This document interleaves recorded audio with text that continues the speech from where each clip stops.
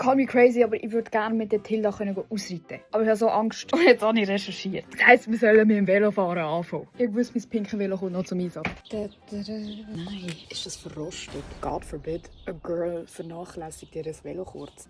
Oh. Da bin ich tatsächlich überfragt. Hast du mal das Velo gesehen eigentlich? Oh mein Gott. Queen. Check's nicht. Komm. Strategie ist jetzt eine Erleichterungsroute.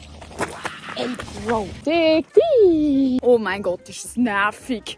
Jetzt wird Spaß. Ich muss sie recht verbal anschreien, dass sie stoppt. Ziel da! Langsam. Ist es, Bro, ich überfahre die im Fall. Für Mr. Coco, die habe ich einfach hier in mein Körbchen tun können.